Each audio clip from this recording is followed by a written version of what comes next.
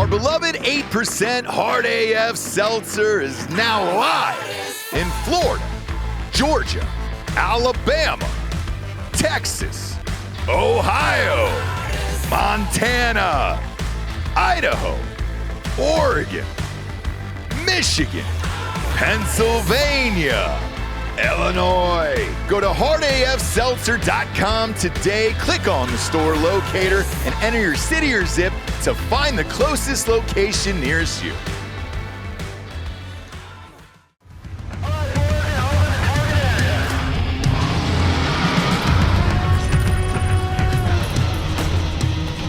We are cold for energy.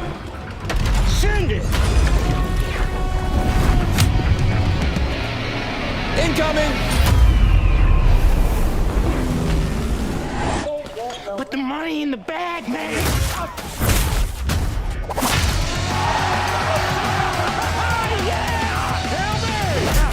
As I said, your paycheck is your thank you.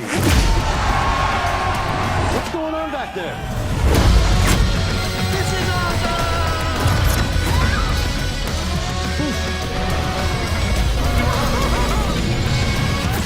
Welcome to Earth! No. Who's flying the plane? Get cockpit. Go. God. Black Rifle Energy, dropping near you. Welcome to Drinkin, Bro.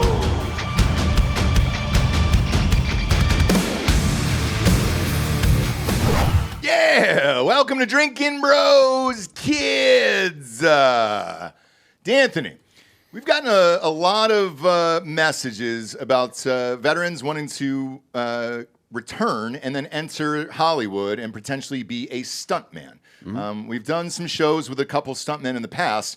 We thought we would just dedicate a full show to actual stuntmen who've done over, 400 credits, I think, combined. Yeah. Now, you were an actual real one in real life with real bullets and things like that, so I think you're fine on it. But we got two of the finest here from Dark Wolf.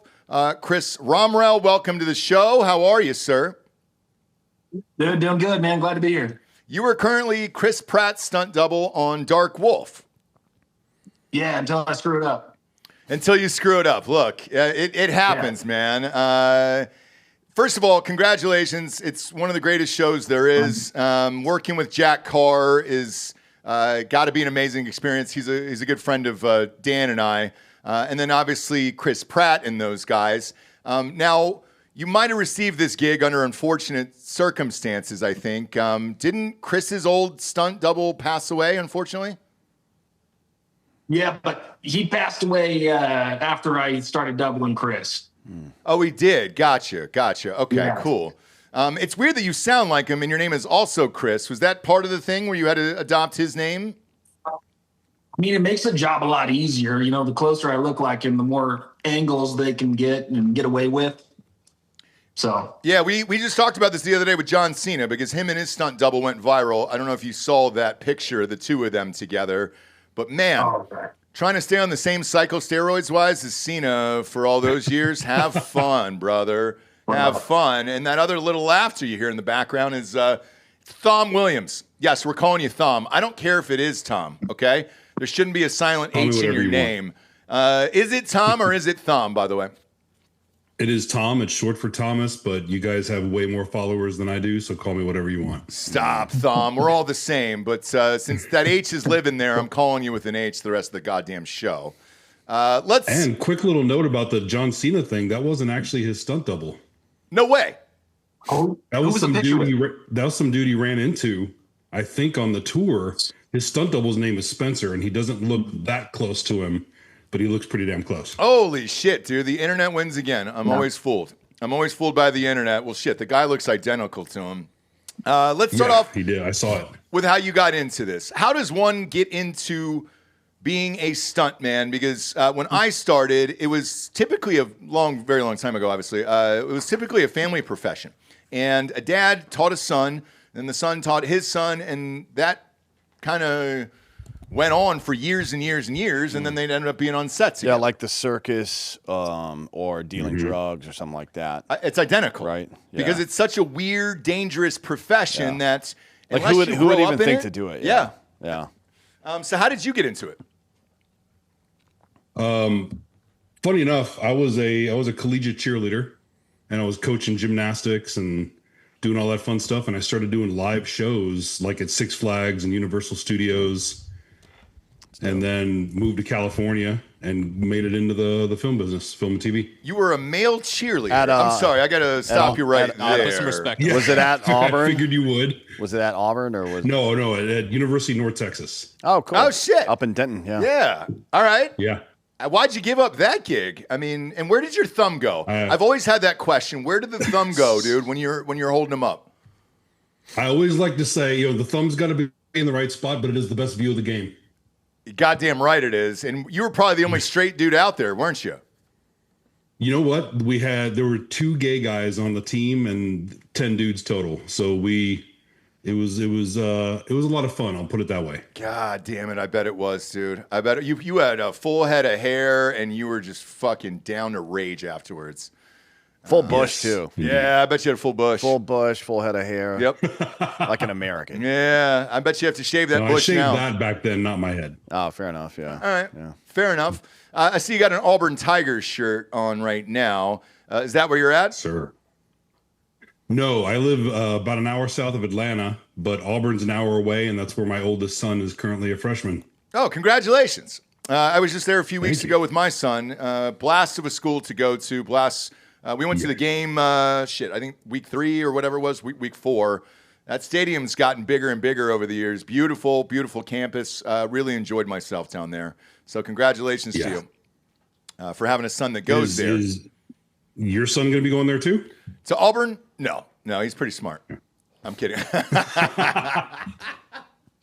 Sorry. I had to say it, dude. I'm from Georgia, I so walked into that one. Auburn is that was the old standard joke. If you couldn't get into UGA, you could definitely get into Auburn back in the day or Alabama. Let's start with your first gig. What was your first gig ever in showbiz? Oh, very first one was a movie called Highway, which with Jared Leto and Jake Gyllenhaal. Oh boy, how is Leto? He's got a sex cult. I wish he had it back then. I was single. It would have been awesome. He was actually really cool on that movie. We didn't have a lot of interaction. I was doing a fight with Jake Gyllenhaal. A couple other guys were fighting Jared. But at that point, he was awesome. I haven't seen him since then. It's been, almost 30 years. So Yeah, and it's weird like that because it's all kind of like I always called it like a summer camp, and then you finish the gig, and then you move on, and you may never see these people again who you've grown so close to. But with The Terminalist, that's a different story. I mean, I heard it's just pretty much all family there on the set. Yeah, man, Honestly, I love really that is. rumor's getting out because it's true. yeah. Yeah, I've heard that too, and it's you guys can both speak to this a little bit, but we're in a new era with it when it comes to military movies and stuntmen, because it used to be that a lot of dudes were just kind of winging it. Maybe they came from there was a lot of former cops and stuff that did it back in the day, and you had some advisors here and there. But now, a guy especially like Jack, or if you were on The Punisher too, Thom, I believe. Yes. There's so many actual GWAT veteran military advisors now that you can it's a whole different world now, I imagine, than it was when you first started out. Yeah, 100%. And Chris can speak to this too, but with all the military folks, especially involved in Terminalist, you got Jared Shaw, Max Adams, who are 2 of our writer producers, and Ray Mendoza, who was the technical advisor before he went and directed Warfare. I mean, these guys just know their shit. They're so fucking good at their jobs that Chris and I we watch in awe as they put together all the military aspect, and we come in and sprinkle our stunt sauce on top of it and make some magic. That's actually a major difference of our show. I mean, most of these military shows, they have technical advisors, but they tend to sideline them.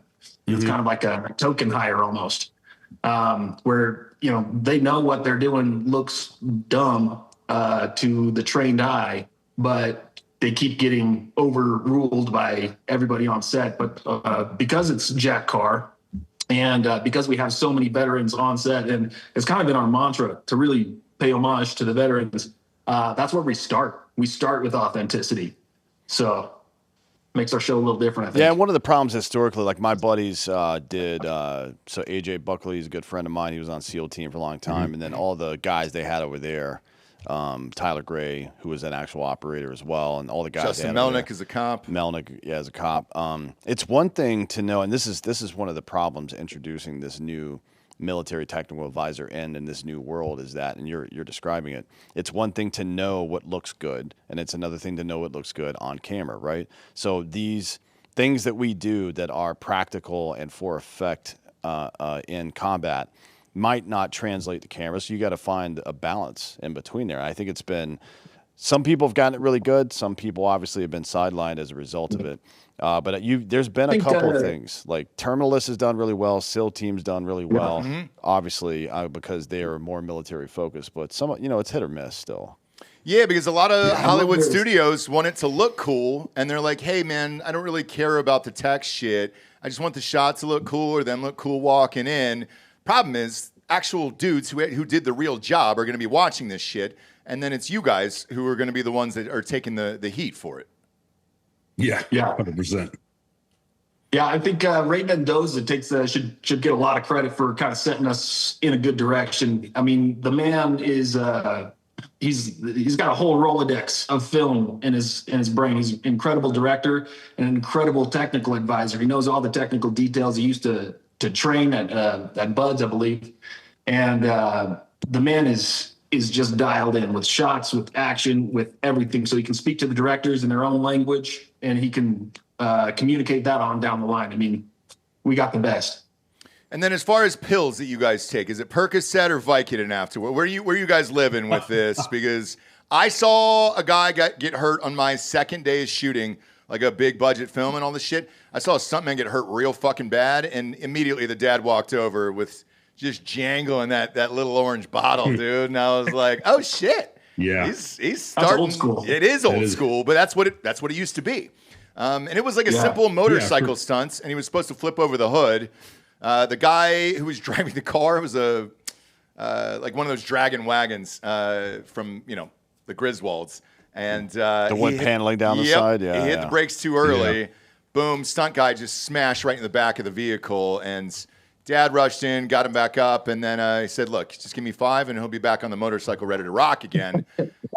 And I saw what was going on, and I was like, "All right, well, shit, that's goddamn." So basically, he was John Voight for Varsity Blues. Yes. Yeah. And that's the way they treated stuntmen back in the day. Now, you guys are pretty well compensated, or at least you used to be, and you are getting more respect in Hollywood. I think this year coming up is the first time that there are going to be Oscars for stuntmen. Is that correct? First time in 100 years. Yeah, kind of, right. I think the Oscar is like action design, which leaves it open, I think, to directors or anybody that had a heavy hand in whatever sequence wins. Really? So, are you guys actually going to get the Oscar? Or no. I don't know. We'll see. I guess we'll see how it plays out. But the language is open. I think it's worded in there to where they made it action designer mainly because of a big push from David Leitch, who directed Fall Guy, to change the terminology. But I'm pretty sure it's still only going to be eligible for stunt coordinators and second unit directors in films. Got it. Because I actually watched that film opening night with my son. He's a big fan of Fall Guy. And he's got a poster of Lee Majors in his room. No, of Gosling. I'm kidding. He loves Gosling.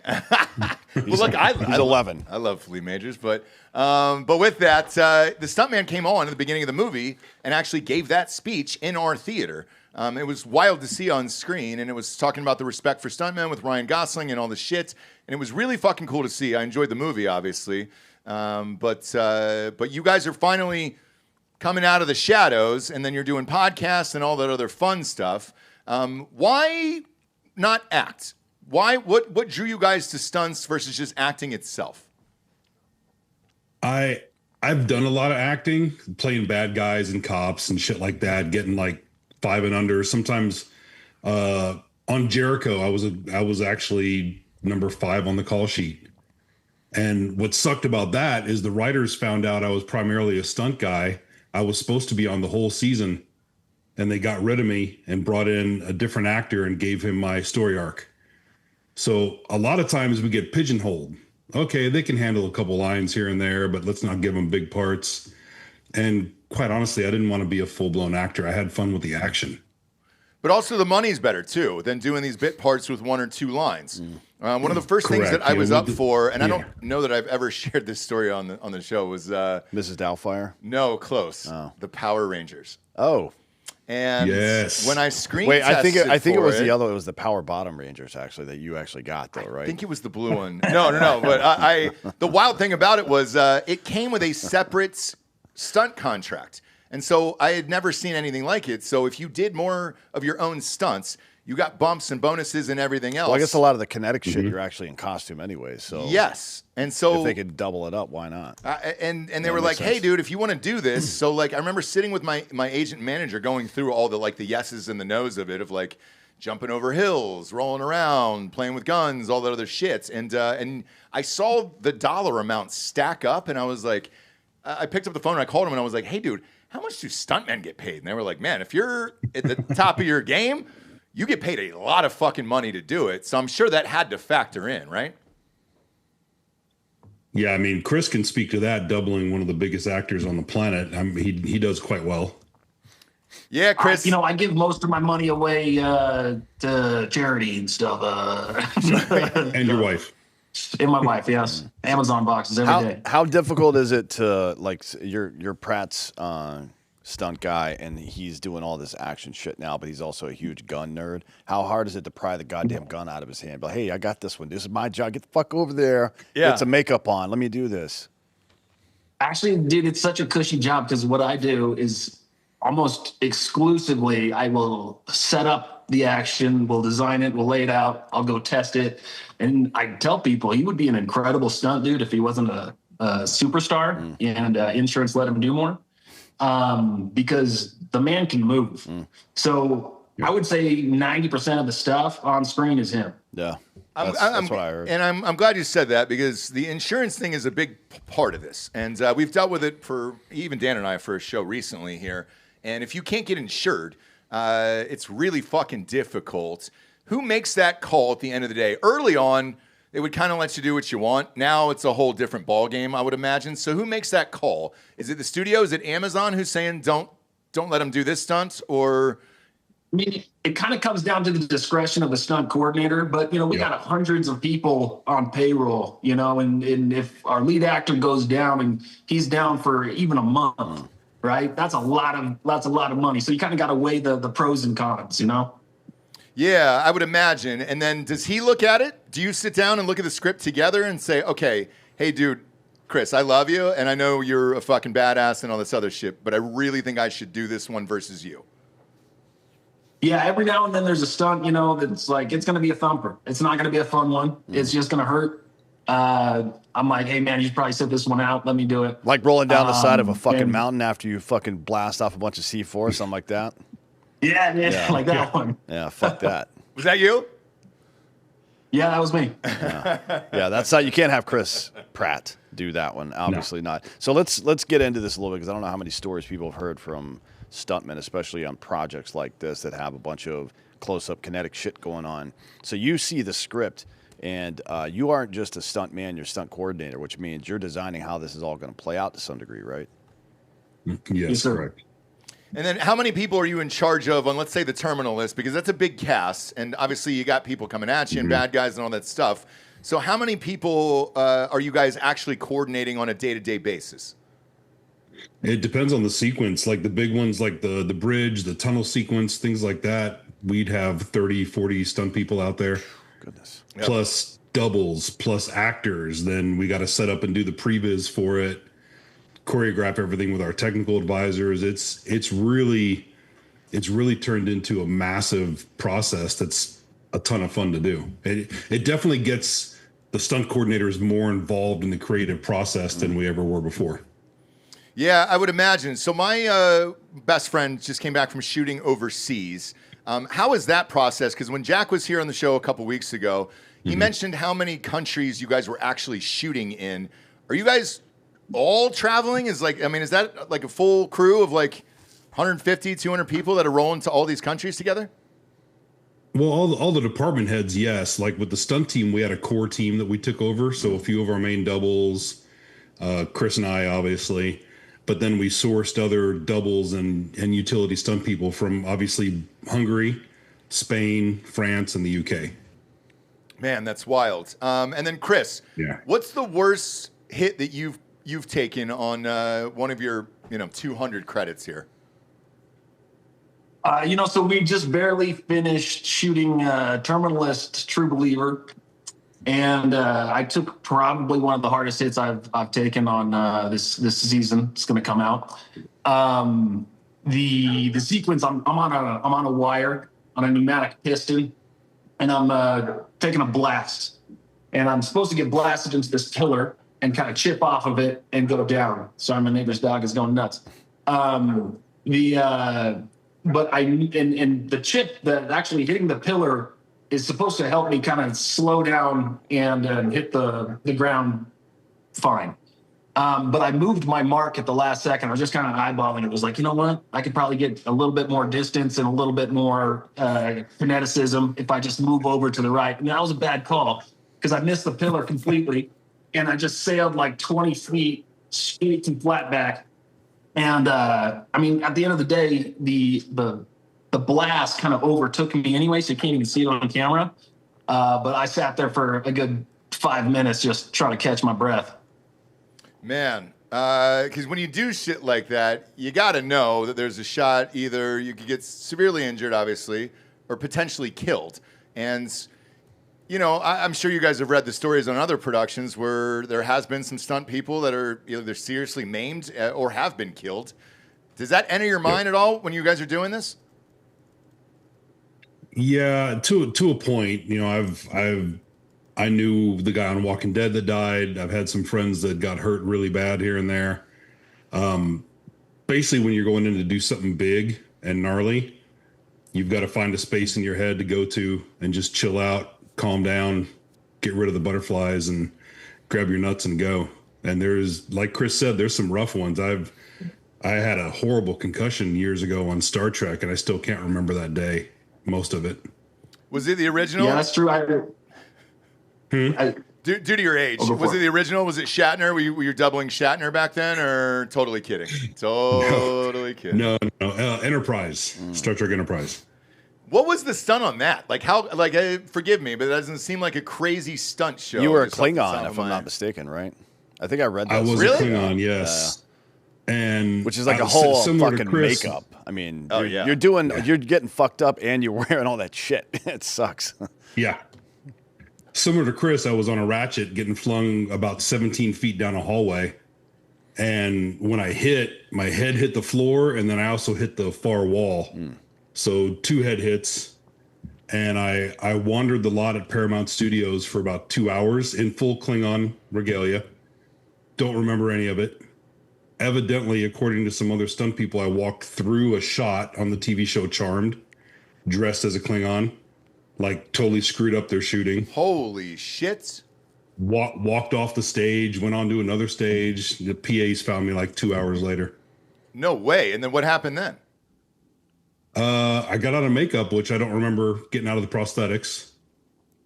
Called my ex-girlfriend that I'd been broken up with for half a year. It was a fun day. Holy shit, dude. That sounds like Jared on like a Tuesday. Yeah, he's just fucking bouncing down the hallway like an AHA video or something. Yeah, and he'll that's the first call he makes is some weird ex-girlfriend, man. And it's I understand it. Yeah, but I mean the risk that you take again on a daily basis is nuts. That wire work shit, that's the only time I've ever gotten injured. And I didn't really understand it, and I was producing this movie and they were like, "Hey, we've only got, one extra strap or whatever. Who should it go to? The other actor or you?" And I'm like, "Well, I'm fucking producing the goddamn thing, and I don't want to get sued by him. So yeah, I'll take the other thing." And I thought my core strength was good enough at the time, no lie, and it was definitely not. And I fucked up my back really bad to this day. Like I still have 2 or 3 times a year that it hurts, and that was just simple green screen like wire work. Let alone you guys are getting fucking shot up every day, explosions, like Dan said, rolling down hills, mountains, all that other crazy shit. And it's often terrain that you guys aren't too familiar with. Because I would imagine you hadn't visited these countries before. So What do you do in scenes like that? Do you physically walk down the mountains, see where you're headed, all that other shit, and try to clear it out? Yeah, we scout everything well ahead of time, and then you go back and scout it a couple more times with the entire crew of department heads and all that. We really, Chris and I really made sure to check everything out diligently. That's one of the things, both of us come from a performing background. We want to take care of all of our people and make sure they didn't go through some of the shit that we did back in the day. Smart. And then Chris, for you, since you're doubling just Chris Pratt in this, as you sit down and look back at the season and everything else, what do you do after a terminalist is done?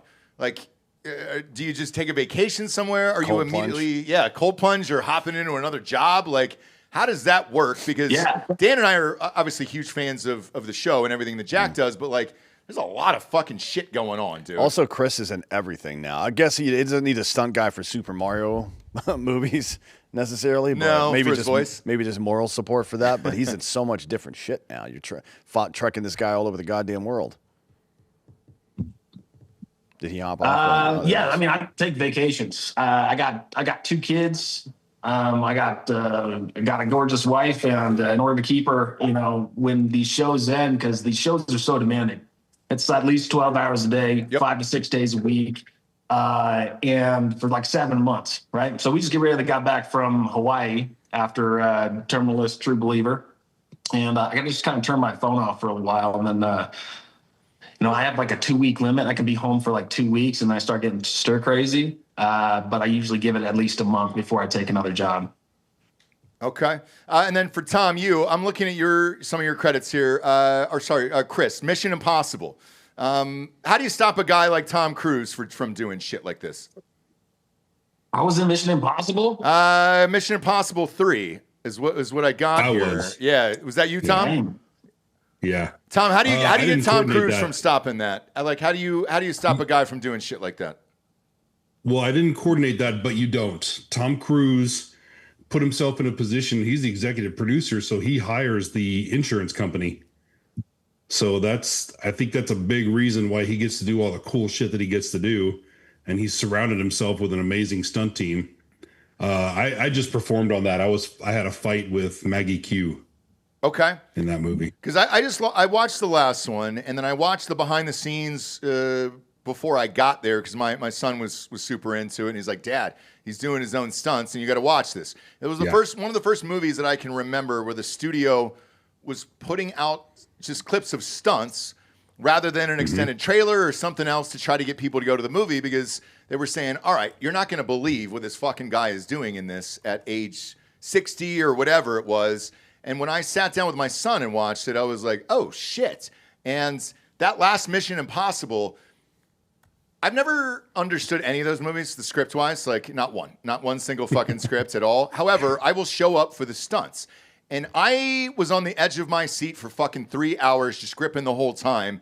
And I just can't imagine what working on one of those goddamn things is like. Dude, he's a machine. If Tom Cruise were a stunt guy, he'd be one of the top 3 in the world. He is insanely talented.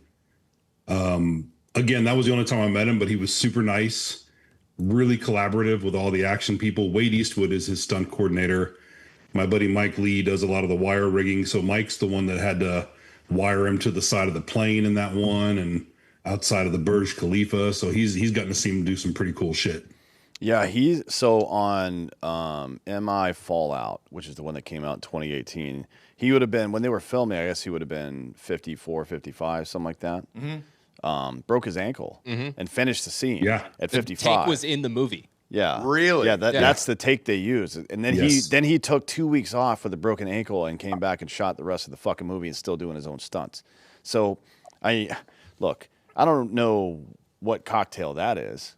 And I don't think his religion allows cocktails. Yeah, you know what I probably mean? not. So maybe it's just maybe he's onto something. I've met him, man, and I can genuinely tell you this: like when you talk to him, he makes you feel like you're the only person in the room, although everybody's staring at him. That's one. He remembers everything about you and your life. Anything that you tell him, he will remember for the rest of his life, and it's a trait that, I don't know if it's Scientology, whatever the fuck it is, man. I wish I could duplicate because I don't remember anybody's names unless they're written down. That's why I'm always carrying a pen or something like that. And I think it's really, really helpful. And the fact that he's been such a huge advocate of stuntmen and going to see them in a theater because he's like, look, man, these stunts you're not going to believe, so you've got to go see this on a big screen. And the last Mission Impossible, again, even though I didn't understand one fucking word in it, was so spectacular visually that, dude, I just sat there in awe for 3 hours. Who else is on that list? Keanu Reeves, I'd put up there. Oh, yeah.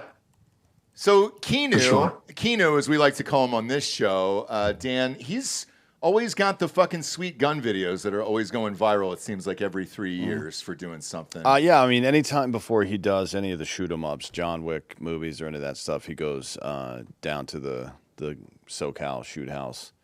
You know what I mean? Down to Taryn. Yeah, Taryn Tactical.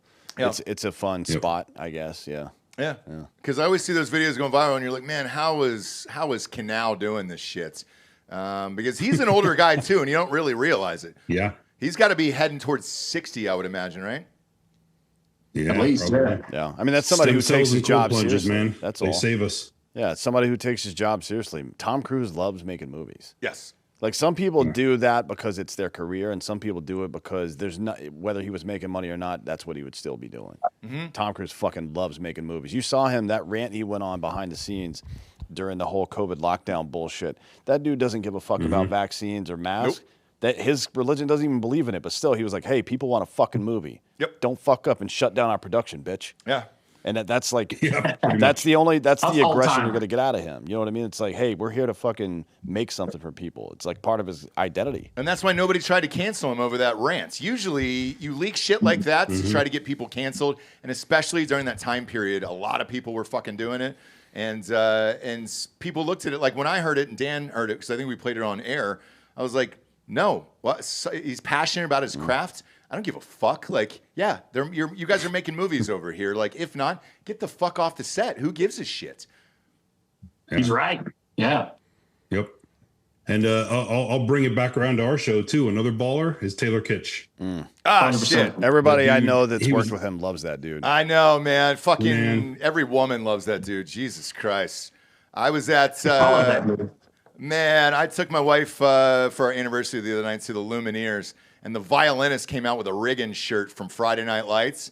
And I mean, I get it. I get the Taylor Kitsch thing. Like, yeah, if I'm going to go gay past the 18% that I already am now, it's like Taylor Kitsch is on that list probably. Right on. How is he in real life? So like a 23andMe test. How gay am I? 18%. Yeah. I'm not close to 23 yet, so it's not me. But Yeah. I'm 5 under that. How is Taylor Kitsch working with? Because you guys are you going to did spend a say lot of you're- time with him. You did say you're two-spirit now, so one of the spirits can like Taylor Kitsch, and the other one is, straight. That's right. Well, I don't know if I want the other one to be straight, but like maybe bi or something. Yeah, like he's that. got I kinda two. wanna mix it up. He's got two wolves inside him, and they're both gay. Yeah, nice. But both wolves are fighting each other. Taylor's fucking awesome. He's a bro. He was a hockey player. He'll be in the mix of everything. And like you said about Tom Cruise, he's one of those dudes when you talk to him, he makes you feel like you're the most important person in the room. He's paying attention. He's busting balls. So just really, really fucking good dude. He made every aspect of the production better. Just, laser focused on his character, on the story, asking all the right questions. Man, incredible working with him. That's awesome. Then Chris, it says here you did Creed 2. Yes, sir. Who are you? What did you do in got Creed 2? Did you get knocked out in that one? Yeah, like I'm on a TV within the thing, so I get punched out by big nasty Florian. I forget his last name, big dude, and it was all kind of filmed as if it's high and wide, right? Yep. And so the stunt coordinator Danny Hernandez, he's like, "Hey man, I'm very sorry about this, but you're gonna have to take an actual punch and go down." Florian's got a lot of control, but he's a big dude. So he had to punch me right here after like 10 beats of choreo. And then I'm just supposed to like go stiff and just flat back it And we did like 4 or 5 takes of that. And every take, he would come in so hot. And I'm like, all right, this is the one I get knocked out on. And then he would just pull it at just the right time. So it looked great on camera. Really great control. So I'm just that little part in Creed 2. Yeah, because I heard a rumor, and I wonder if you could confirm this, that Michael B. Jordan actually did get knocked out on one of those. It was either 1 or 2. Is that true? You know, I don't know. I didn't have any scenes with him. I was there for like a week, and that's it. Okay, because maybe he's just a really good actor, but I remember seeing the clip that kind of floated around the internet, and it was a did he, didn't he type of thing, and it looked to me, and maybe it was just the angle, that he took a real fucking shot and was knocked out cold. Because Stallone had said that on some of the previous Rockies, that's, yeah, dude, you know, some of those scenes were fucking intense, and when Hulk Hogan threw him over the goddamn ropes, he really threw him over the fucking ropes. Yeah. Have you guys worked with Sly? I have twice. How is he in real life? Because that's one of our top 5 guests that we would love to get on this show. We've done over 2,000 episodes. We'd love to have Sly on the show. What's he like in real life? Is he doing his own shit? I just worked on Tulsa King a couple months ago, the new season, and you're gonna love this. So, God, this was probably 10, 12 years ago. I worked on a Bollywood movie, and they hired Sylvester Stallone. He was there for 4 hours, made an ungodly amount of money to fight like 20 of us. It was ridiculous. It's the Bollywood actress is running down the street, running from a bunch of us thugs for no reason. She comes around the corner, and there's Sly standing there in a hoodie, and he pulls the hood back, sees us. He's pushing cars into people. He's ripping lampposts out of the ground and beating us with it. They made him superhuman, and he beat the dog shit out of us for like 4 hours. His assistant walks up, tells him the 4-hour mark. He's like, "Oh, y'all have a good day," and he just walks off. Oh, I love it, dude. I love it. Because, look. It was fucking awesome. That clock is ticking. He was Once it pretty cool. expires, he's gone, right? Yeah. Yeah. That's rad. What's was he throwing real punches, or was I'm assuming he's pretty goddamn good at it over the years. Yeah, he was great. And I'm excited because I grew up watching Rambo and Rocky and all that shit. And I'm the first person that jumped in to fight him. So yeah, he was pretty good at throwing some bombs. Do you still get pictures with your favorites that you work with, or do you kind of lean off that? I lean off of that every now and then. Like if you get to know him really well, like Taylor, I got a couple pictures with at the end, stuff like that. If I'm on something for a day or a week, I'm not going to go. But I've got a cool picture. I coordinated a Clint Eastwood movie, and they had the stills photographer on set that would go around and take candid photos if you were anywhere near Clint, and which was, I think, so much better than asking for a photo. Yeah, I do too. Whenever there's like behind the scenes, those BTS guys who are able to get those shots and then give them to you, that way you don't have to ask. And plus it makes it look like you guys were really intimate and important. There's a lot of finger pointing, a lot of this. A lot of pointing. A lot of this, a lot of that. And it's, all the fun stuff. And then it makes it look like, oh shit, we were really fucking bros on this movie, which is always appreciated. Who is your favorite of all time? And we'll start with you, Chris. Is it Chris? Honestly, Chris Pratt. Yeah. It's no it's not just because he's my boss and my friend, but just because he really is. I forget how good I have it until I go take like just a regular stunt dude job in between Chris Pratt projects. And number one on the call sheet kind of sets the tone for the show. And the tone that he sets for Terminalist and every show I've ever done with him is just like, nobody's cooler than number one on the call sheet. He's such a humble dude, in between takes, he's working golf swings with a grip or something. He's just a cool dude, down to earth dude, unbeatable, really. Yeah. It's not even fair. A lot of people have shared that story about him. Do you guys have people that you want to work with in the future where you're like, all right, this is a list of dudes that I really want to be with one day, like, and try to go toe to toe with? Honestly, for me, I would directors are my big thing. I would love to work with certain directors, Spielberg and James Cameron and those guys. I would love to work with them. What about you, Thom? Yeah, Christopher Nolan, I'd love to work with. But my friend George coordinates all his movies, so maybe George will hire me to come play on a Nolan movie. Yeah. If you're watching, George.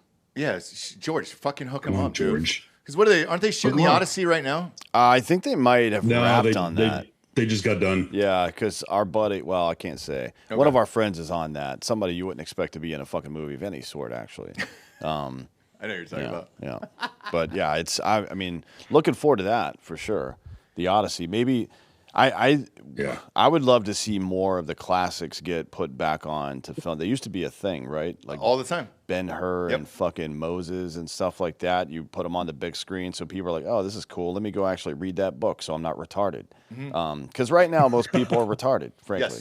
Yes, they are. And unless they see the movie version of it, they're going to stay retarded. And that's what people said when Passion of the Christ came out. The first one, like, whoa, this is real? Oh, yeah, dude. I couldn't believe it. I sat in my seat stunned. I was like, is that Jesus really did that? Yeah, the Bible is an actual book. I didn't know that. Yeah. I didn't know that. Yeah. I kind of, they had like 20 different writers. So I was like, is this kind of like. More than that, actually. Yeah. Quite a few more. Is it kind of like Friends? No, because they're not in New York. And they couldn't have afforded that apartment anyways. No, they never could have. Looking back on it, what's the worst movie you ever worked on? Are you going to say that, either one of you? Ooh, yeah, I'll say the worst person I ever worked with. Yes. Oh my God, Kevin Spacey. Oh boy. God, you don't know how happy that makes me. You heard the story about him trying to get the Marine to jack him off during the opening scene of Saving Private Ryan, right? In the theater? No. Yeah, so he wanted to take a veteran to see the movie, right? Opening night. So he just picks a Marine, or I don't know how they arranged it or whatever, but so he brought a male Marine with him. He had known him before. Yeah, he'd known him from something else, I guess. But like, you're a Marine in Southern California, probably stationed at 29 Palms, or maybe you're a veteran. You're like, oh, this famous actor is from American Beauty. Didn't it come out in 97, American Beauty? Yeah. So he's Kevin like Spacey. Peak Kevin Spacey. Peak. Wants to bring you to the opening of a fucking, the best war movie ever made. Right? Yep. Right there, at least at 1-2 with Black Hawk Down. And it's like, yeah, I'm going. And then all of a sudden, his hog's out. Yeah. And he puts his hand, big hand goes over the little hand, and it's time to jack him off. But it's during the opening sequence, that 20-minute opening sequence. And the Marine said in the documentary on HBO, he said, I refused to do it. And then so they said, what happened? They said, well, Kevin just finished himself off. And then sat there in his own cum for 3 hours, which is awesome. But why was he an asshole to you? So I've worked with him twice. The first one was Horrible Bosses, and he's the only person in my entire career that ever screamed at me on set. And he's just one of those people you just want to put your hands around his throat and squeeze as hard as you can. Give him a really intimate hug.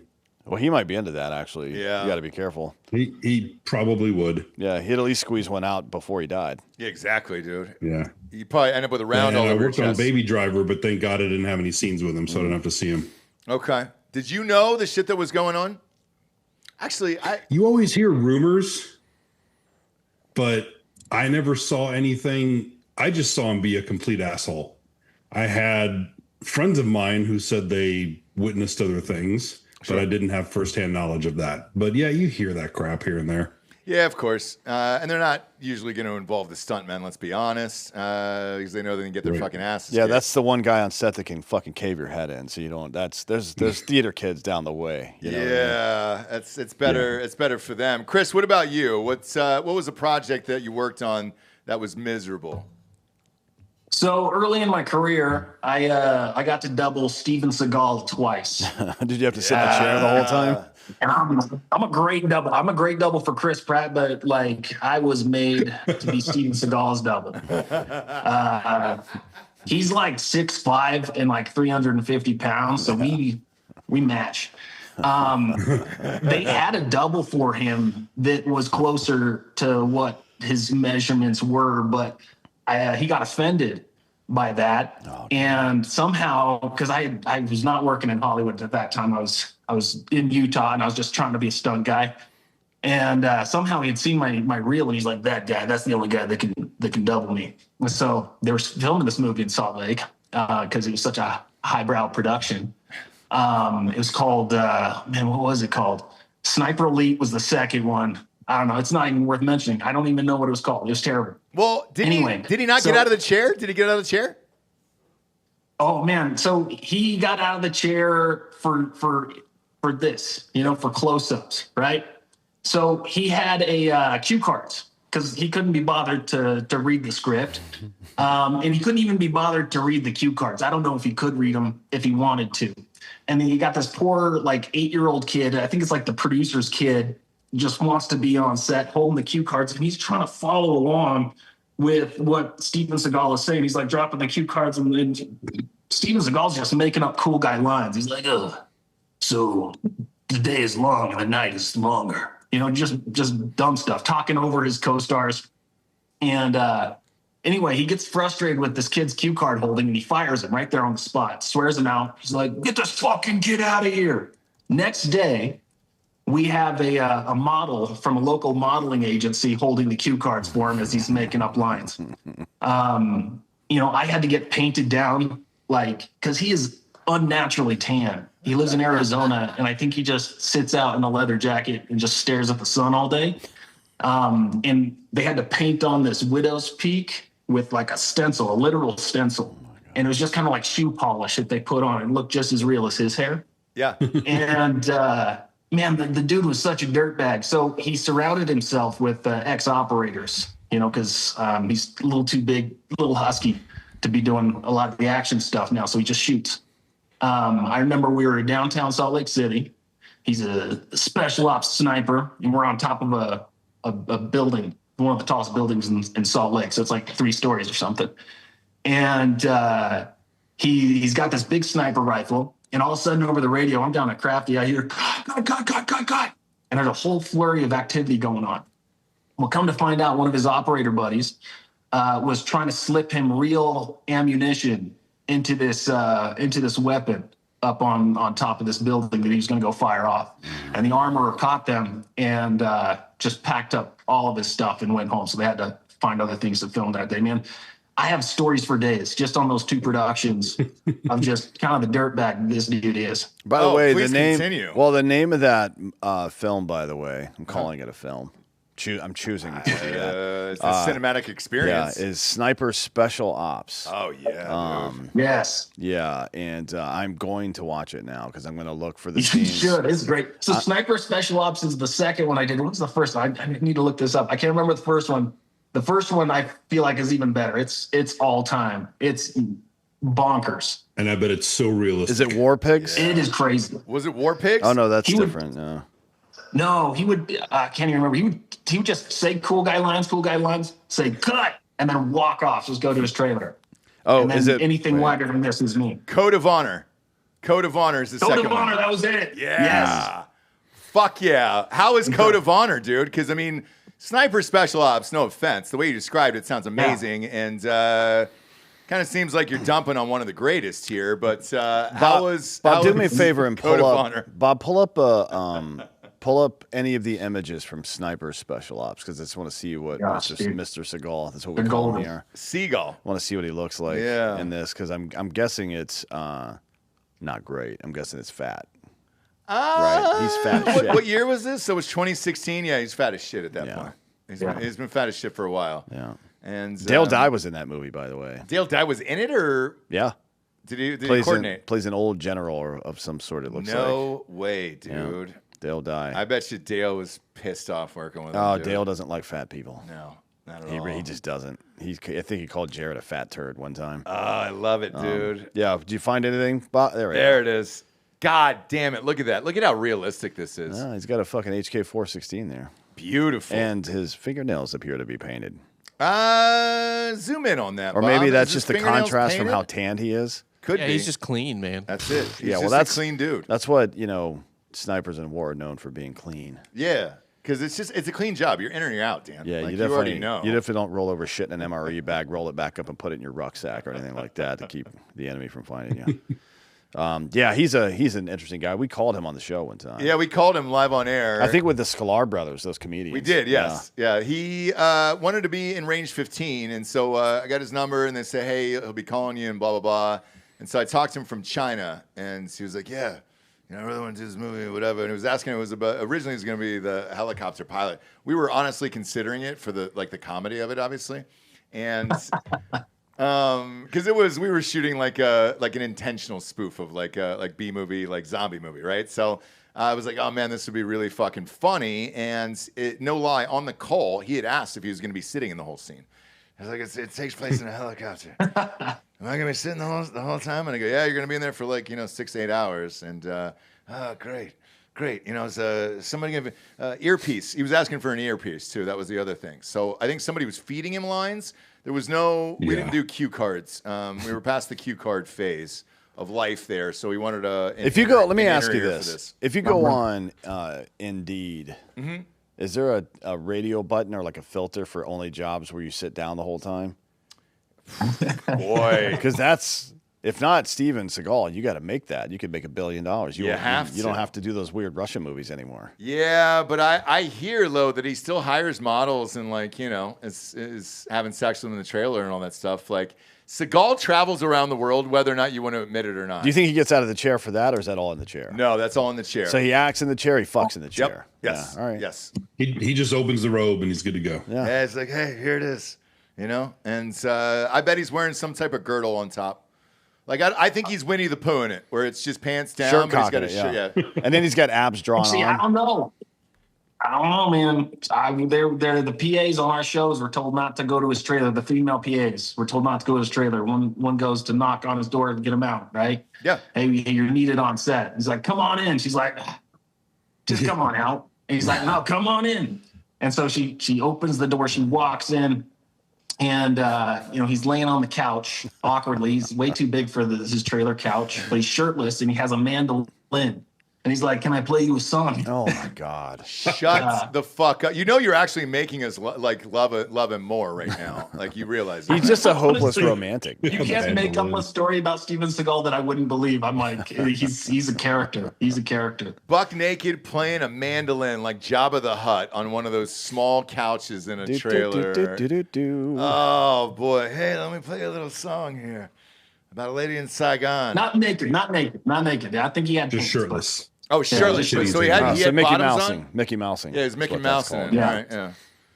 That's fair. You guys should use the real terms here. It's pooing it or Mickey Mouse in it. Like let's get it straight next time. Understood. Sorry, sir. Yeah. One question I have for you, and Tom, I'm going to go back to you on this one. As you worked with Stallone a couple times. Can you confirm the cradle to ball story? I've confirmed that I've heard it a bunch. Every single set. I was not on that movie, but goddamn, that's a funny story. Is it true? Because I want to know, and if I know he's writing a book right now, I want to know, because I know one of the writers was a buddy of mine who's working with him. I want to know if that story's true so much because I've heard it on every single set I've ever been on in my entire life. And it's one of the greatest stories ever. And for those of you at home who have not heard it, is that he took an extra back to his trailer. I think it was in the arm wrestling movie. Over the top? Over the top? Yeah. Anytime I'm getting ready to pound off, I turn my hat around like that. You have to. Yeah. That's the only way and you I can go fully over the come. top of my own hog. Yeah, you have to, dude. You gotta crank that thing. You gotta crank that soldier boy. But yeah, he left his mic pack on and went back in the trailer with an extra. It was like she was giving him like a terrible blowjob, and he's describing it to her. He's like, hey, cradle the balls, stroke the chef, cradle the balls. And that the whole sound crew during the rap party got Cradle the Balls T-shirts made, and then they wore them to the rap party with Stallone, and he had no idea what the fuck they meant. You've heard that same story, right? Oh, yeah. I've heard it on so many different movies. It's become a legend, and even if it's not true, I want it to be so bad because it's fucking awesome.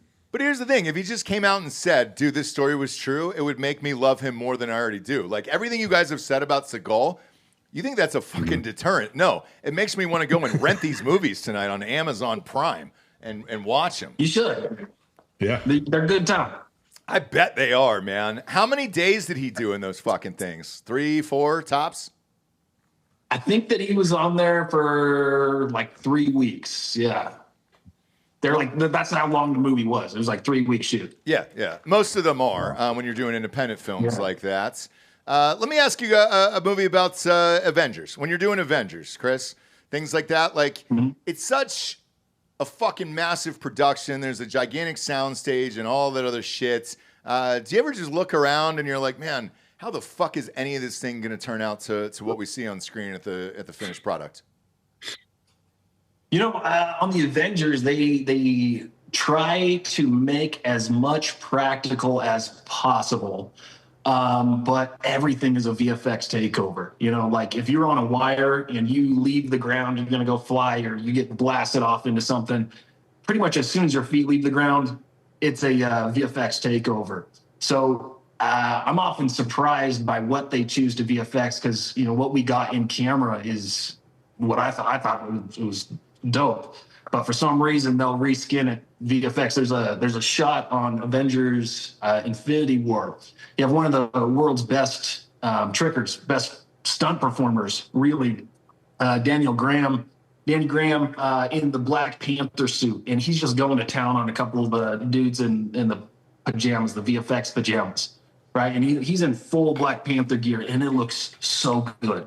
Right. And I think this is on the BTS of it. They have this little slider where they show you before the VFX and after. Mm-hmm. And as they slide over it, they have redone his body to I don't know what, fix lighting or something, but they've also changed the limbs. And so it doesn't look like a dude in a suit beating up people anymore. It looks like this rubber CG character beating up other rubber CG characters. I don't even know why they do that. So they do a lot of practical in-camera stuff, but then like in post, I don't know who makes those decisions. They kind of beef it up. Yeah, I don't either, and I've never worked on something like that before. I just did comedies, so besides the occasional gag here and there, and I forget which one of you did Blades of Glory, but you know, there's a few stunts in comedies and some pratfalls, pun intended, there for you. You know, you don't see that much of it. I only saw a lot of it when I was visiting friends of mine on sets, where I was just like, one of them was working on a James Cameron movie. It was just a fucking gigantic parking lot, wall-to-wall green screen. And I was like, dude, you literally could be fucking anywhere right now. And he was like, I know, but the money's sick and I don't really fucking care. And, you know, he was in it and he was, you know, starring in the movie. I'm not going to say who it is because I think he's in 2 or 3 of them. But he goes, yeah, dude, I know the lines and I'll say them, and he goes, I just trust what's going to happen. But you're showing up and you're just walking around just like 2 square blocks of green screen. You're like, Jesus Christ, dude, what is this? And then you often don't know until 5 years later. The James Cameron movies are nuts. My wife and I worked on Chronicles of Narnia next door to Avatar, and we'd go over there every now and then and talk to our friends that were on that show, and it was just insane what they were doing on those movies. Yeah, because I actually brought it up a couple weeks ago about one of my buddies, one of his editors, and he did, you know, he's done all the Avatar movies and all the other shit. And I go, why do you keep working with him? And he's like, the tech that he's working on and the advancements that he's making in the film industry are unmatched. And he goes, I will never learn this from anyone else. Therefore, it's like it's the most exciting job on a daily basis. For actors and stuntmen, I would have to say probably not so much. Just seeing the setup on the ground. I would assume you guys would prefer it be practical rather than CGI. Yeah, I like it, but I like things like Terminal List and Punisher. Marvel stuff, superhero shows, DC. I'm a comic book nerd, so I love that stuff. But it's just they're so massive, they're so overwhelming. Like Chris said, you'll film tons of stuff, and then when you see it, it looks nothing like what you did. Right. So that always kind of catches my attention, and it makes me appreciate shows like the Terminal List even more. You know, we were talking about Tom Cruise earlier, and I think that, you know, him doing these massive stunts to kind of help sell the Mission Impossibles and stuff really highlights how much people really want to see practical stuff. I think if there is no element of danger, if you don't feel it, if you don't feel the kineticism, you know, when they did Top Gun Maverick, they put them in real planes for a reason. You know, you see the G-forces pulling on their face. That has that enacts our lizard brain, our mirror neurons. It makes us kind of empathize with them, kind of feel a little bit of what their character must be going through. And I think that there's a lot of power in that is overlooked in Hollywood because they think, VFX makes it splashier. It makes the trailer pop more. I don't know why we've gotten so off track, but I do think that, Jackie Chan is still a classic for a reason. You watch him go through this stuff. You watch the physicality of it. People love seeing that. And do you guys worry at all? Because I typically ask a lot of my friends from Hollywood this question. Do you worry at all about AI and what that's going to do to stunts and special effects and all that other shit? Have you guys chatted about it? Yeah, it was a huge discussion at the last negotiations. I think we're still 5 to 10 years away from being too worried about it. But even watching some of the stuff, the Sora 2 just came out, and seeing some of the shit that is coming out of that, it does not do action and movement well, but you can definitely see where it's on the horizon. I don't think we're ever going to really go away because you got, like Chris says, you get this little trigger in your brain when the uncanny valley of something, you know it's not real.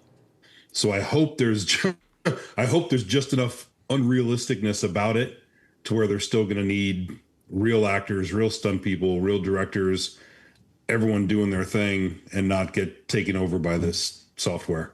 My main concern with AI is that it totally wrecks the profitability of these big movies that we get hired on.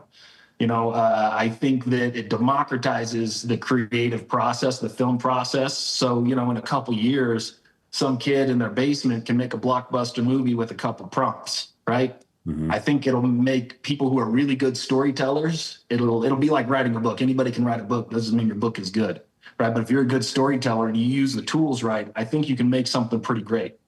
And I think that that's going to be awesome for seeing new stories, new perspectives, new cool things. But I worry that the studio system is going to die just because hiring a whole bunch of people to make $100 million movie is just not going to be profitable anymore. There's just going to be so much content out there. Yeah, and Dan and I have had this discussion too, particularly over the last year and a half. I'm glad you brought up Sora 2 because on another show I'd mentioned the Martin Luther King videos that went viral a couple weeks ago. Yeah. And Bob, I asked you this about whether or not why can't they sue? This morning they did. The Martin Luther King estates actually said, hey, we are tired of this and we did not authorize any of this and you need to take it down. And I believe it's OpenAI that owns Sora, agreed to take down anything regarding Martin Luther King. So I think you're going to see more lawsuits like that coming. But it's not stopping you from, creating a fictional character, which Dan and I have talked about. This Tilly Norwood thing that's been going around Hollywood where it's a fake actress. She has a fucking agent now. And I'm going to use agent in air quotes because it's not a real person.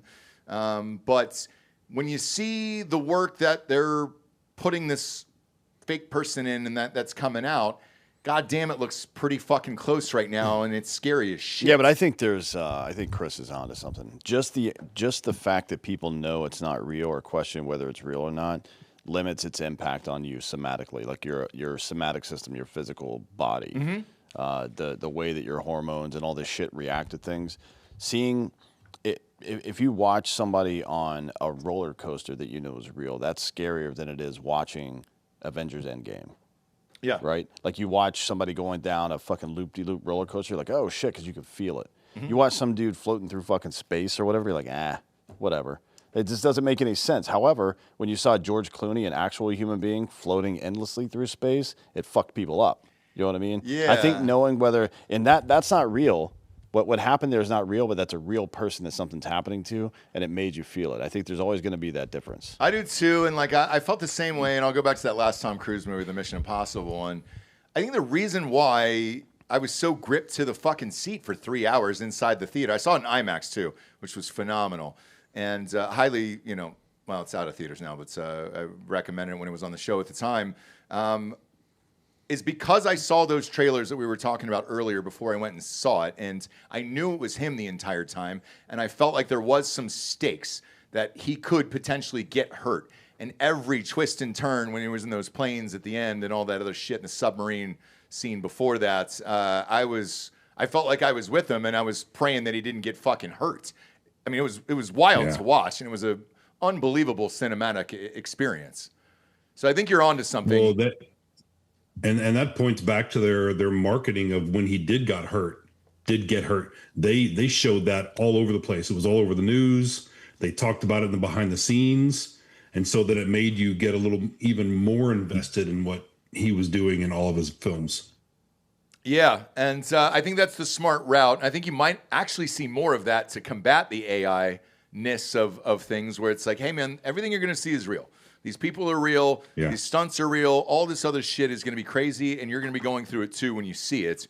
And I think that'll help. And I agree with you, Dan. I think that's part of the experience of it. Mm-hmm. And having this visceral I think that's the play. Yeah, you got to go more practical. You know, people want to watch NASCAR racers, you know, go around the big circle. They're not tuning in to watch RC racing. You know, there's an element of danger that people want to sign up for. Mm-hmm. Yeah, and can I ask you about your next project with Chris Pratt, by the way? Cowboy Ninja Viking. Oh man, I wish that was our next project. I'd love to hear about that. That was a project in 2018. I worked for 2 months on. Went out to Berlin to go prep it. Really loved the idea, and it just kind of never got fully off the ground. But it's still lurking in the background somewhere. I would love for that to come back. It says it's in development. I'm just curious about the title. What the fuck is Cowboy Ninja Viking? You don't remember that one? It was like where he's got split personalities, and the government turns him into a fucking human weapon with those personalities. One of them, he's a Viking, a cowboy, and what's the other one? I can't remember the other one. Ninja. So it's Chris Pratt as those three things. It's fucking retarded. Is it a comedy? Yeah, can you? Well, I mean, it's an action comedy. That'd be fucking awesome. Yeah, it'd be fucking hilarious. Yeah. And they didn't make it? I don't know what's happening with it. Yeah. Not yet. Okay, we're hoping for the best. I'm all in. Yeah, with Cowboy Ninja Viking. That's like a very obvious. Let's please make this fucking movie. Yeah, right now. Thom, what about you? Is there a movie out there that you really want to make, or something that you'd like to recreate? Because even watching Fall Guy, that shit was wild, man. Yeah. You know what I would love to fucking see? A sequel to They Live. Oh, damn, Remember the Roddy Piper movie? Fuck yeah. I love Roddy Piper. Because it would be even more relevant today with what that movie was about. I think that'd be badass. Not just him, but Keith David as well, who actually Keith David has played me in a movie before. Yeah, I did. Range 15 makes him famous, I think. Yeah, it really does. I think that's what brought Keith. That's cool. Put him on the map. Well, it was Men at Work, I think, that really did it for him. God, that's one of the best movies ever. Charlie Sheen. Yeah. When Keith David handcuffs those two cops doggy style to the tree, or was it not a tree? It was that what's that thing called? That child's playground thing. The one that goes in the merry-go-round. circle. Merry-go-round. That's it. Yeah. I don't know fucking words. Yeah. Awesome. I'm a big fan of it. Look, guys, we appreciate you being here today. Now's the point of the show. We get this thing called the Drinkin' Bro of the Week, which is somebody who has inspired you or helps you become the person you are today. Thom, we'll start with you. Who is somebody that has helped you with your career the most, maybe in the stunt world?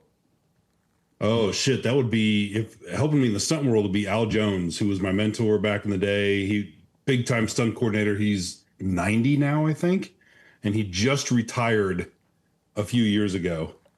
He was still doing multiple shows in his 80s, and just one of the best dudes in the business. Taught me almost everything I know. So that'd be at Al Jones.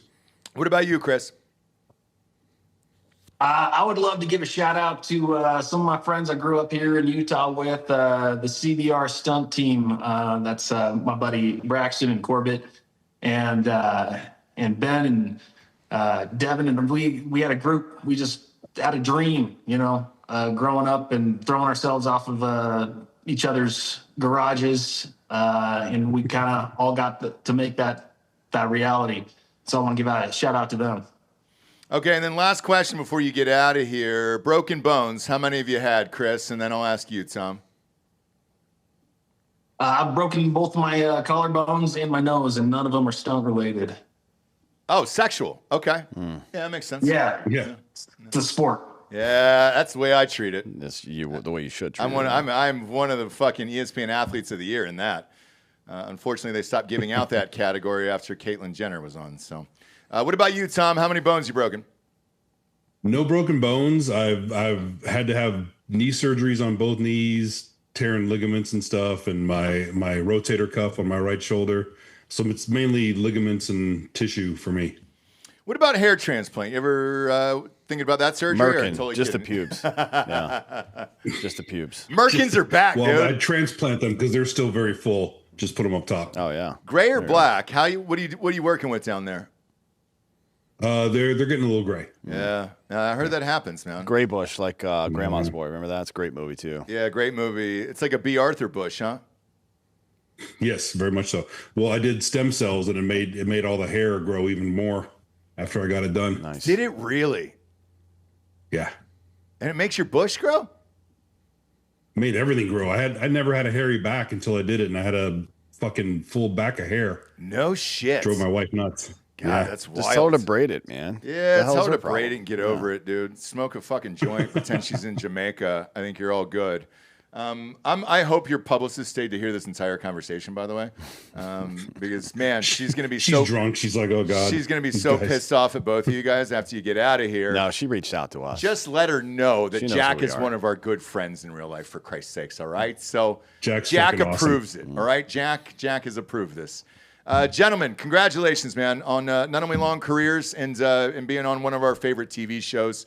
Thank you for being here today. This really is a question that we get a lot from our audience of how can I break into Hollywood? Everybody seems to have this fascination with being a stuntman. I think it's military, right? You go through so much crazy shit. You're like, all right, how can I kind of get close to the edge without going over the edge here? So hopefully these guys answered a lot of your questions today. Go to iTunes, rate the show a 5-star, and leave a quick review. Also, head on over to Spotify. It's just a 5-star, and you can walk away. Check out The Terminalist Dark Wolf on Amazon Prime right now. For D'Anthony Hollaway, I'm Ross Patterson. This is the Drinkin' Bros Podcast. Good night, everyone.